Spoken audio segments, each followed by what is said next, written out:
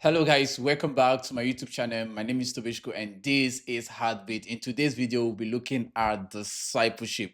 That's what we'll be looking at in today's video, and it's going to be a series. Yes, it's going to be it's going to be a series. We'll be looking at it from the Old Testament. We'll talk about the concept of discipleship in the Old Testament, and then we'll move down to the New Testament. We'll talk about the educational system of the first century Jewish person or the Jewish culture. We look at different statements that Jesus Christ made and what those statements means to the first century Jewish person. Statement like follow me, learn from me, take my yoke. And there was a time Jesus Christ was speaking and the people say speak with authority. So what does that mean? Does that mean Jesus was speaking with boldness, with confidence, or is this something that is beyond being bold or being confident? We'll be looking at those things. And another thing again we'll be looking at the difference between Jesus as a rabbi and other rabbis. Yes, Jesus was a rabbi, even though he's our Messiah, he was a rabbi. And finally, we'll be looking at how this whole concept of discipleship, how it relates to us as Christian in this time and age. These are the things we'll be looking at throughout this series. And hit that subscribe button so you get notified once I upload any video as regarding to this series. Yes, and let's go straight to what we have for the day. Today we'll be looking at the concept of discipleship in the Old Testament. And the reason why I put it that way is because in the Old Testament, it is very rare for you to find the word disciple or discipleship. It's very rare. One of the places you can find the word disciple in the Old Testament is in Isaiah chapter 8, verse 16. You can find the word disciple there. But apart from there, I don't think there's any other place you can find the word disciple. However, the concept of discipleship obviously is in the Old Testament. So that's what we'll be looking at in today's video. But before we even go into that, we'll look at what is the meaning of a disciple or discipleship. What's the meaning? Now, the basic meaning of a disciple or who a disciple is a learner. A disciple is a learner. Discipleship is the act of learning. That is the basic meaning. Now, in the Greek word, it means it's called mathetes, that's a disciple, and mathano for discipleship. And in the Hebrew word, it's called talmid. And most likely, we'll be using the word talmid for our explanation. We'll be using the word talmid. And the reason, one thing I want us to get here is that a disciple is, for the definition, is a learner. But the actual reality of being a disciple is beyond just learning. It's beyond acquiring knowledge. It's more than that. And maybe when I talk about the educational system, you probably understand why I make that statement or I put it that way. So in the Old Testament, there is obviously the concept of discipleship, even though the word disciple might be difficult to find in the Old Testament. And the concept of discipleship is formed primarily in two different areas. One is through the parent and children relationship. And this is because it is mandatory, it's not optional for every parent, especially the father, to teach their children what the law says and what the command that God has given to them through Moses says. It is mandatory for the parent to teach their children and for the children to be familiar, to be accustomed to those laws. And the process in which the parent or the father teach their children these laws, during that process, a bond of discipleship is being formed because it's not a one-day journey, it's not a 2 years journey, it's not a 3 years journey. So the concept of discipleship is being formed. One of the example we can say here, now this is more like a mother and daughter kind of relationship, even though it's not a biological mother and daughter kind of relationship. This one is Naomi and Ruth. After what happened, and Ruth decided to follow Naomi. Ruth said, your God will be my God and your people will be my people. But you need to understand, for Ruth to understand the concept of the God of the Jew, the concept of the laws, the culture and everything, it needs someone that will need to put her through. And that's why Naomi was there to help her through. And everything that Naomi instructed her to do, that's what Ruth did. And that in the process, their relationship, the process of Ruth trying to learn and everything kind of like formed that concept of discipleship, because that's what basically discipleship is all about. And another one again is Abraham, Isaac, and Jacob. Now, God, the Bible makes us to understand that God believed that Abraham will command his children to obey his command. And God passed across from Abraham, it moves to Isaac, from Isaac to Jacob, from Jacob, the family become Israel, from becoming Israel, it became a nation, and from there they went into wilderness and everything. However, one thing I want us to get when it comes to Abraham, Isaac, and Jacob is that in as much as it is a father or it is a father and son kind of like a relationship, it is also covenantal. So that's where the covenant aspect of discipleship comes in. Now, when I talk about the covenant aspect, what I'm saying is that this discipleship or this concept of discipleship is formed as a result of the covenant that God has made to the people of Israel, or God made to Abraham.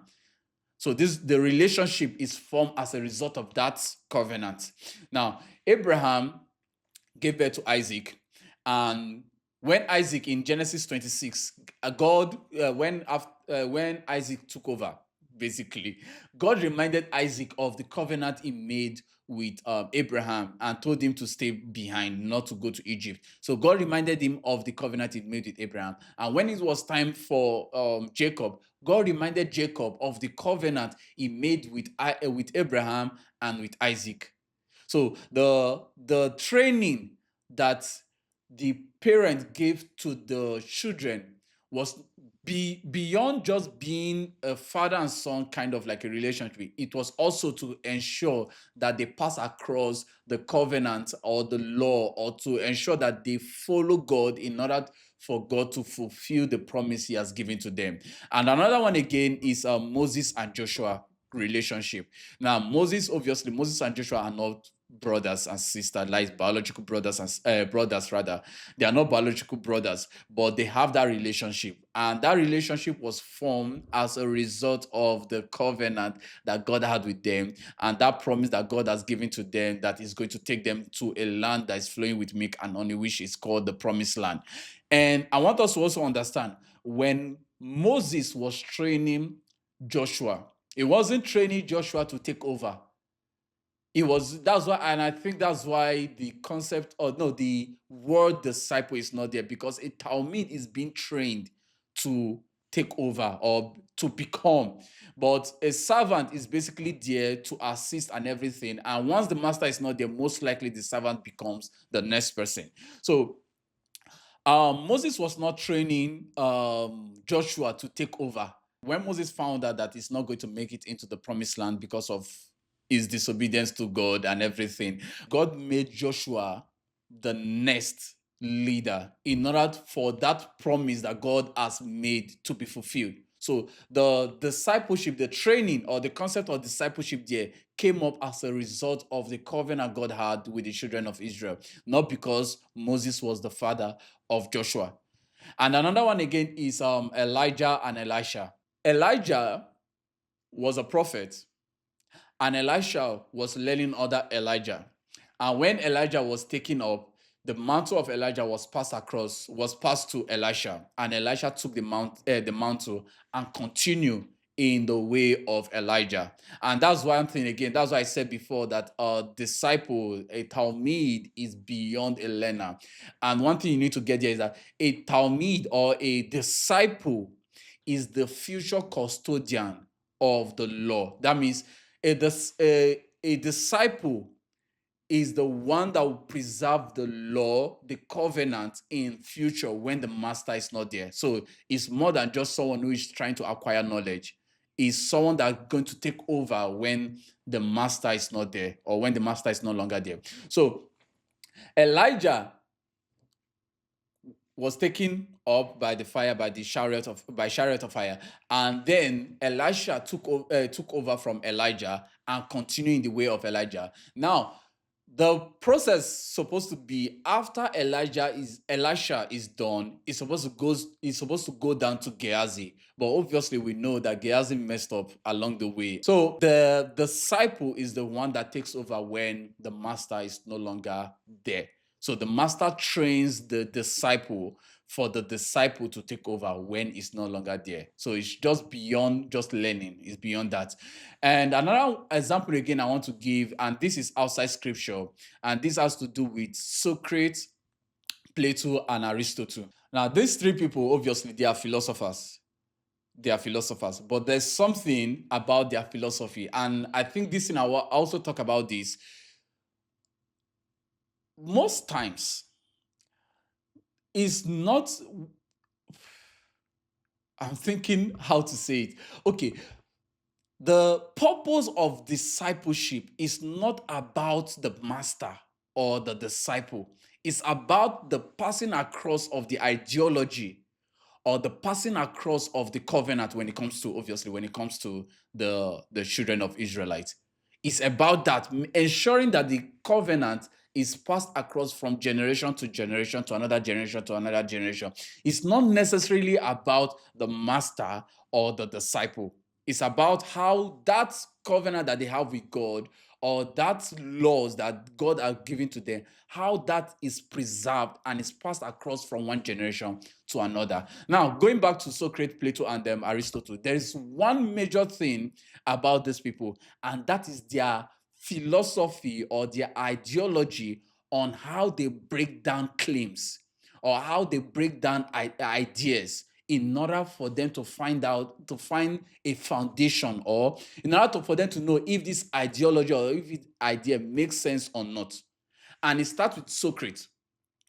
Socrates has a particular method in which he deduces ideologies or claims, and then he passed that across to Plato. Plato used that same method and passed it across to Aristotle. One thing I just want us to get here is the passing across of ideology, the passing across of a system or a covenant from one generation to another.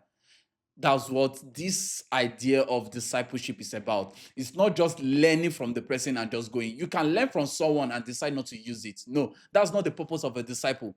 A disciple will learn from the person, learn everything that he needs to learn, even behave like the person. You understand this more when I talk about the educational system. Even behave like the person in order for not just the person, that is the master, not just the master, but for the preservation of the ideology or the covenant for the next generation to come.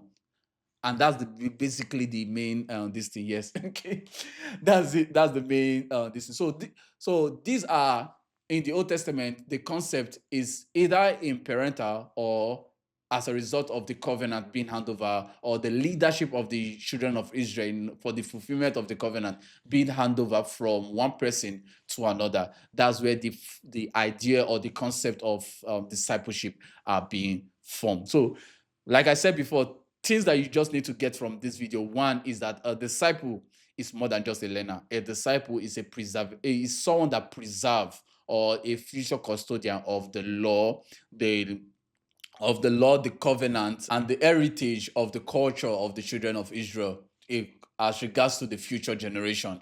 And secondly, another thing you need to get is that in the Old Testament, even as much as the word disciple is not there, or it's very rare for you to find the word disciple, the concept of discipleship is in the Old Testament and is formed basically from the parent aspect or from the covenant aspect. These are the two. There are other ways it can be formed, but these are the major ways in which the ideology of covenant is being formed. Oh, sorry, the ideology of discipleship is being formed. So in our next video, I'll be talking about the educational system of the first century Jewish people and how discipleship is being attached, or how discipleship is attached to that system.